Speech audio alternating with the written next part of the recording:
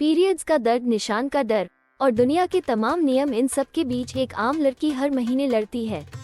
भारत में पीरियड्स होने पर लड़कियों को किचन में जाने की इजाज़त नहीं होती है। उन्हें मंदिर में प्रवेश करने की अनुमति नहीं है और कुछ घरों में उन्हें बिस्तर पर सोने की भी अनुमति नहीं है। उन्हें अशुद्ध माना जाता है। आज के जमाने में पीरियड्स के कई वैज्ञानिक कारण मौजूद हैं। हालांकि सदियों पुरानी पौराणिक कथाओं में भी इसका जिक्र मिलता है। भागवत पुराण के अनुसार इंद्रदेव की एक गलती की वजह से स्त्रियों को मासिक धर्म का वरदान मिला था। पढ़े पीरियड्स की पौराणिक कथा।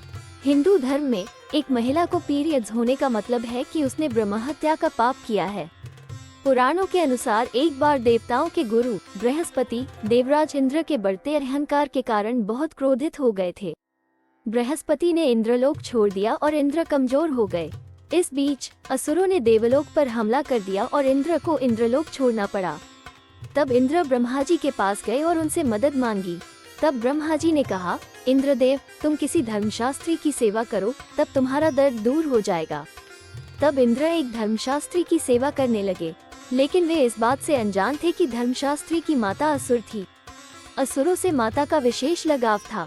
इसमें इंद्रदेव द्वारा अर्पित की गई सभी धूप जो देवताओं को अर्पित की जाती थी, धर्मशास्त्री के असुरों को अर्पित की जाती थी। इससे इंद्र की सेवा बाधित हुई। जब इंद्र को इस बात का पता चला तो वे बहुत क्रोधित हुए। उसने उस धर्मशास्त्री को मार डाला। हत्या से पहले इंद्र ने धर्मशास्त्री को गुरु के रूप में माना और गुरु को मारना एक घातक पाप है।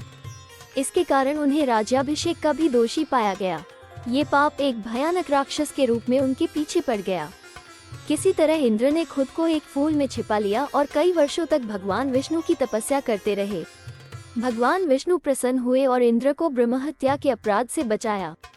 उन्हें इस पाप से मुक्ति का सुझाव दिया। सुझाव के अनुसार इंद्र ने पेड़, जल, भूमि और स्त्री को अपने पाप का एक छोटा सा हिस्सा देने के लिए राजी किया। इंद्र की बात सुनकर वे तैयार हो गए और इंद्र ने उन्हें एक बार में एक आशीर्वाद देने के लिए कहा। पेड़ ने पहले ब्रह्महत्या के पाप का चौथा हिस्सा लिया, जिसके बदले में इंद्र ने पेड़ को अपने दम पर जीने का आशीर्वाद दिया। इसके बाद जल ने पाप का एक चौथाई भाग ले लिया और इंद्र ने जल को आशीर्वाद दिया कि इसमें अन्य चीजों को शुद्ध करने की शक्ति होगी। ब्रह्महत्या के पाप का एक चौथाई भाग पृथ्वी ने वहन किया और बदले में इंद्र ने पृथ्वी को आशीर्वाद दिया कि पृथ्वी पर की गई किसी भी चोट का उसे कोई असर नहीं होगा और वह ठीक हो जाएगा। आखिर में महिलाओं को पीछे छोड़ दिया गया। अंत में स्त्री ने भी इंद्र के पाप के एक चौथाई हिस्से को ग्रहण किया और उसे मासिक धर्म की यातना मिली। इसके बदले स्त्री को वरदान मिला कि वो पुरुषों के मुकाबले काम का कई गुना ज्यादा आनंद उठा सकेगी। इस तरह हर महीने स्त्रियों को मासिक धर्म होता है। हालांकि ये पौराणिक कथा है। मासिक धर्म का वैज्ञानिक पहलू अलग है।